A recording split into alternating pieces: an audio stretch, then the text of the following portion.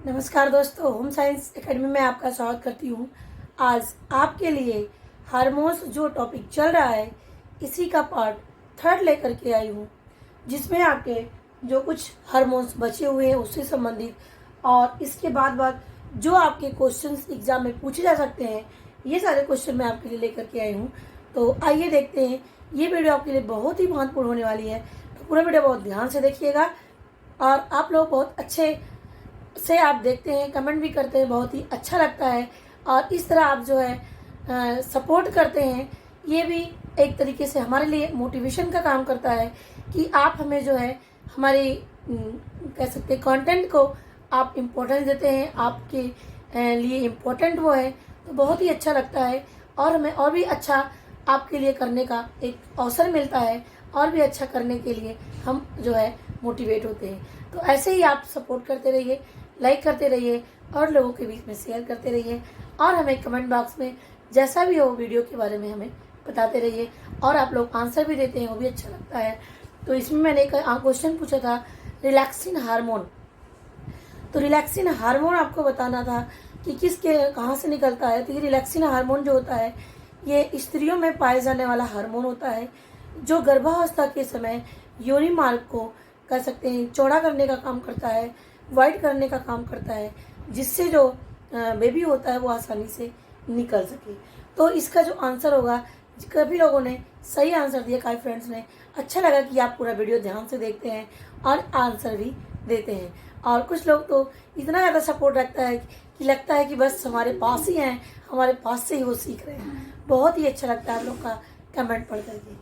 तो अब चलते हैं अपने टॉपिक की तरफ। देखिए, हमारा टॉपिक है हार्मोन्स। हार्मोन्स में ये हमारा जो जनन अंगों से निकलने वाले जो हार्मोन होते हैं पुरुषों में और महिलाओं में। देखिए, ये पुरुषों में जो निकलने वाला हार्मोन होता है ये वृषण होता है, और महिलाओं में निकलने वाले हार्मोन्स जो अंडाशय से निकलते हैं, पुरुषों में टेस्टिस से निकलते हैं।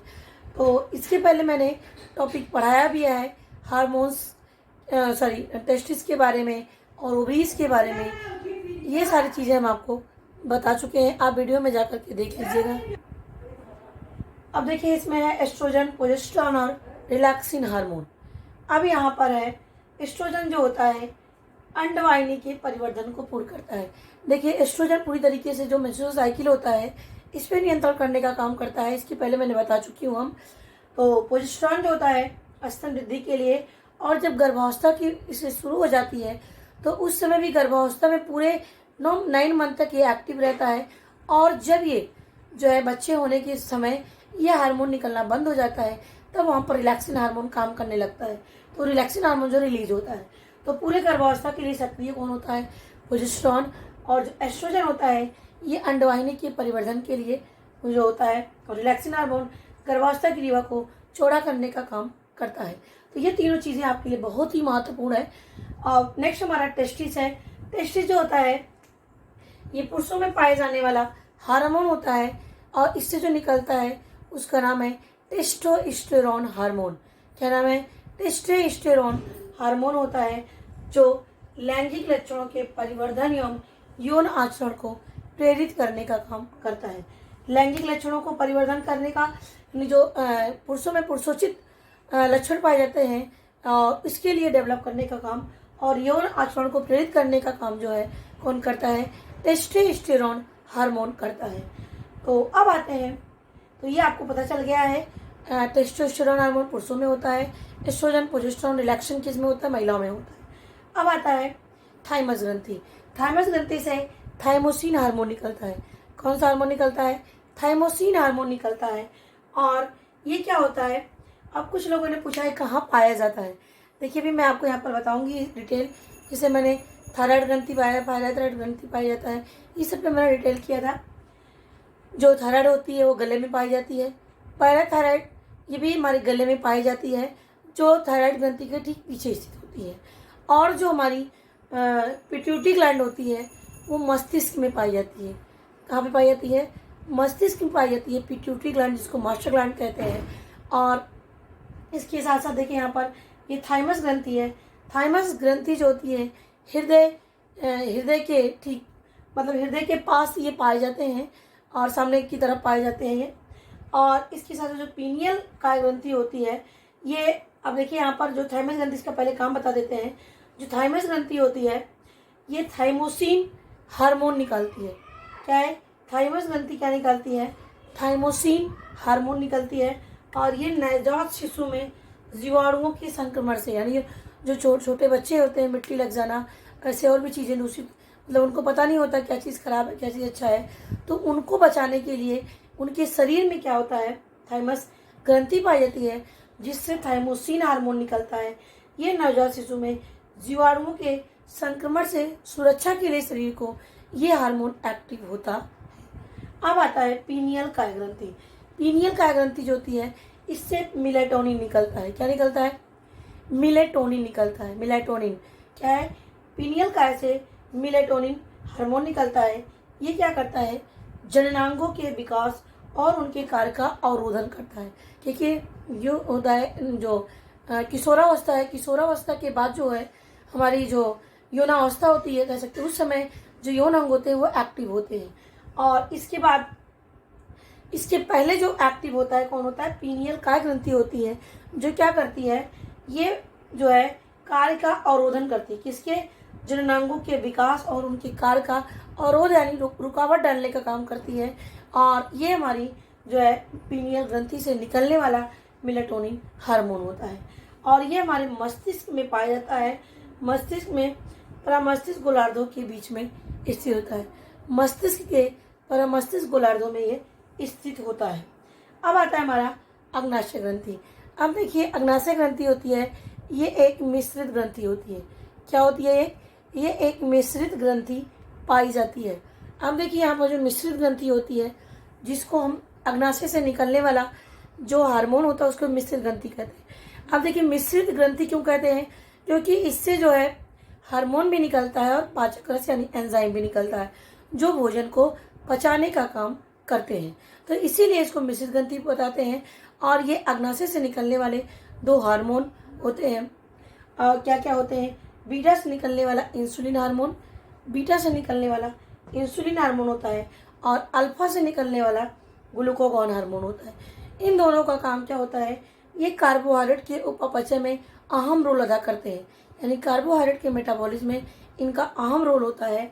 और इसके जो पाचक रस पाए जाते हैं वो भोजन को पचाने के लिए महत्वपूर्ण भूमिका इनकी होती है।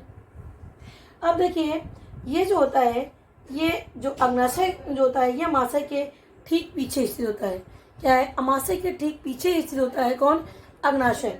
अग्नाशय से जो निकलने वाला हार्मोन होता है तो कौन सा होता है? इंसुलिन होता है और ग्लूकागॉन होता है। इंसुलिन बीटा से निकलता है, अल्फा से ग्लूकागॉन हार्मोन निकलता है। अब जानिए इसमें से 95 से 98%, याद रखना, 95 से 98% जो होते हैं पाचक रस निकलते हैं, और 2.5% लगभग हार्मोन निकलते हैं। 2.5% हार्मोन निकलते हैं और 95 से 98% क्या निकलते हैं? ये हमारे पाचक रस निकलते हैं। अब जब ये जो हार्मोन होते हैं ये इंसुलिन हमारे रक्त में शर्करा की मात्रा का नियंत्रण करने का काम करते हैं। ये इंसुलिन हार्मोन जब कम निकलता है तो क्या है, हमारे जो स्तर होता है ग्लूकोज का, जो 80 से 100 मिलीग्राम पाया जाता है ग्लूकोज में स्तर, रक्त में ग्लूकोज का स्तर, ये क्या हो जाता है? ज़्यादा हो जाता है। क्योंकि इंसुलिन जो होता है इस पर नियंत्रण करने का काम करता है, जिससे बीमारी हो जाती है मधुमेह बीमारी, जिसको हाइपरग्लाइसेमिया, रक्त में शर्करा की मात्रा का ज़्यादा होना क्या होता है? हाइपरग्लाइसीमिया कहलाता है। तो इसी को मधुमेह रोग भी कहते हैं। जब हमारे इंसुलिन की कमी हो जाती है जिससे रक्त में शर्करा की मात्रा बढ़ जाती है, इसी को मधुमेह रोग कहते हैं। तो ये सी चीज़ें मैंने यहाँ पर बताया।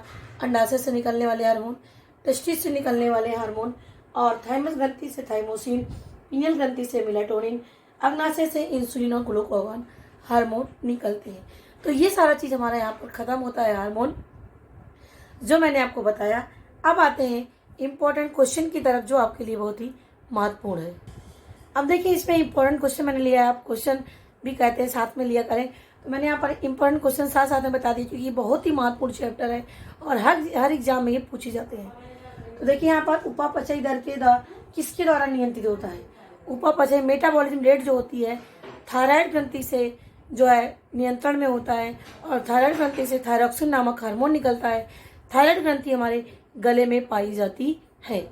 और दूसरा हमारा पैराथ हार्मोन रुधिर में किसकी मात्रा का नियंत्रण करता है? पैराथ हार्मोन जो होता है यानी हार्मोन है ये रुधिर में किसकी मात्रा का नियंत्रण करता है? कैल्शियम की मात्रा पर नियंत्रण करता है। जब कम हो जाता है तब भी नियंत्रण करता है, ज़्यादा हो जाता है तो उस पर भी नियंत्रण करता है। ये मैंने आपको इसके पहले वाली वीडियो में बताया है। अब है एडिशन रोग किस ग्रंथि से संबंधित है? एडिशन रोग जो है एडिनल ग्रंथि से संबंधित है। एडिशन रोग एडिशनल ग्रंथि से, जो एडिशन रोग होता है इसके पहले मैंने बताया एडिशन रोग जो हमारा, और एडिनल ग्रंथि जो हमारे किडनी के ऊपर एडिनल ग्रंथि पाई जाती है, जिससे जो है एडिनल हार्मोन निकलता है जो हमारे शरीर में अहम रोल अदा करता है, और यदि ये ना हो तो व्यक्ति की मृत्यु भी हो जाती है। तो ये जान लीजिए एडिशन रोग किस ग्रंथि से संबंधित रोग है? एडिनल ग्रंथि से संबंधित रोग होता है। अब आता है गर्भधारण में सहायक हार्मोन प्रोजेस्टेरोन हार्मोन। इसके पहले मैंने आपको बता दिया गर्भधारण से सहायक हार्मोन कौन होता है? प्रोजेस्टेरोन हार्मोन होता है। गर्भ निरोधक के रूप में किस हार्मोन्स की दवाइयाँ दी जाती है, यानी जिससे गर्भ धारण ना हो इसके लिए कौन सी दवा दी जाती है? जो टेबलेट खाते हैं, जो दवा खाते हैं, गोली खाते हैं, वो एस्ट्रोजन की गोली होती है। किसकी होती है? एस्ट्रोजन की गोली होती है। तो गर्भ धारण के लिए प्रोजेस्टेरोन हार्मोन और गर्भ पर नियंत्रण करने के लिए एस्ट्रोजन हार्मोन होता है। अब है शरीर की सबसे छोटी ग्रंथि पिट्यूटरी ग्रंथि, सबसे बड़ी ग्रंथि यकृत। सबसे छोटी पिट्यूटरी जो मस्तिष्क में पाई जाती है, और सबसे छोटी ग्रंथि यकृत जो हमारे स्टमक के ऊपर पाया जाता है। अब आता है किस हार्मोन से व्यक्ति अधिक लंबा या बौना हो जाता है? तो देखिए किस हार्मोन से? एसटीएच। तो एसटीएच क्या होता है? सोमैटोट्रोपिक हार्मोन। क्या होता है? सोमैटोट्रोपिक हार्मोन होता है, और ये हमारे पिट्यूटरी ग्रंथि से निकलने वाला हार्मोन होता है, जो व्यक्ति के यदि ज़्यादा निकलता है तो व्यक्ति बहुत ही आवश्यकता से ज़्यादा लंबा हो जाता है। यदि हार्मोन कम स्रावित होता है तो व्यक्ति क्या होता है? बौना हो जाता है। तो ये चीज़ें हो गई। अब है उत्तेजना में सहायक हार्मोन। उत्तेजना यानी जब व्यक्ति बहुत ही ज़्यादा उत्तेजित हो जाता है, कभी लड़ाई होता है, झगड़ा हो जाता है, तो उसकी आंखें खुली सी हो जाती हैं, बहुत चिल्लाने लगता है और झगड़ा करने के लिए आतुर हो जाता है। तो ये सारे काम को करने के लिए एड्रिनल ग्रंथि से निकलने वाला एड्रिनल हार्मोन होता है। इसी को ही लड़ो उड़ो और भागो के नाम से भी जाना जाता है, 3F के नाम से भी जाना जाता है, और 4S के नाम से भी जाना जाता है। तो ये आप याद रखना, उत्तेजना में सहायक हार्मोन एड्रिनल हार्मोन होता है, जो हमारे किडनी के ऊपर पाया जाता है। एड्रिनल ग्रंथि उससे निकलने वाला हार्मोन एड्रिनल हार्मोन होता है। अब आता है मिलान कीजिए, यानी मिलान में मैंने सीधे लिख दिया है टाइम की सेव करने के लिए। अब आप यहाँ पे वीडियो को पॉज करिएगा। अब यहाँ पे देखिए, ये आपको पता है कि नहीं पता है कि कौन सा हार्मोन कहाँ से निकलता है? तो थायराइड ग्रंथि से कौन सा हार्मोन निकलता है? थायरॉक्सिन हार्मोन निकलता है। थायराइड ग्रंथि से थायरॉक्सिन हार्मोन निकलता है। पैराथायराइड ग्रंथि से कैल्सिटोनिन हार्मोन निकलता है और पैराथ हार्मोन निकलता है। जब कमी हो जाती है तो पैराथ हार्मोन एक्टिव हो जाता है, जब कैल्शियम की अधिकता हो जाती है तो कैल्सिटोनिन एक्टिव हो जाता है। तो ये दोनों चीज़ें हमारी पैराथायराइड ग्रंथि से, ये भी गले में पाई जाने वाला ग्रंथि होती है, जिससे निकलने वाला हार्मोन होता है पैराथ हार्मोन और कैल्सिटोनिन। अब आता है अंडाशय। अंडाशय ये स्त्रियों के जनन अंग से निकलने वाला हार्मोन होता है, जिसका नाम है एस्ट्रोजन प्रोजेस्टेरोन रिलैक्सिन। अब आता है पीनियल ग्रंथि। पीनियल ग्रंथि मैंने भी यहाँ पर बताया ही आपको, ये मस्तिष्क में पाए जाने वाला है, और इससे जो हार्मोन निकलता है मेलाटोनिन हार्मोन होता है। अब आता है थाइमस ग्रंथि। थाइमस ग्रंथि से कौन सा हार्मोन निकलता है? देखिए यहाँ पर मैंने बताया भी आपको, थाइमोसिन ग्रंथि निकलती है, ये हृदय के पास पाए जाते हैं। अब आता है अग्नाशय। अग्नाशय से निकलने वाले हार्मोन का नाम मुख्य रूप से इंसुलिन हार्मोन होता है, जो रक्त में शर्करा की मात्रा का नियंत्रण रखने का काम करते हैं, और यदि इसकी अधिकता होती है तो मधुमेह रोग हो जाता है। यानी जब इंसुलिन कम निकलता है, रक्त में शर्करा की मात्रा ज़्यादा हो जाती है, इसी को हाइपरग्लाइसीमिया या हाइपरग्लाइसीमिया कहते हैं, या मधुमेह रोग के नाम से जानते हैं, या शुगर रोग कहते हैं, चीनी रोग कहते हैं। ये सारी चीज़ें होती हैं। तो आशा करती हूँ आपको अच्छे से समझ में आया होगा। तो ये आपको मैंने हार्मोन बता दिया, इसको बहुत ही अच्छे से समझिएगा और इसका नोट्स ज़रूर बना के रखिएगा। हर एग्ज़ाम में आपके ये बहुत ही पूछे जाने वाले एग्ज़ाम है, पूछे जाने वाले क्वेश्चंस हैं और ये यूनिवर्सल क्वेश्चन है।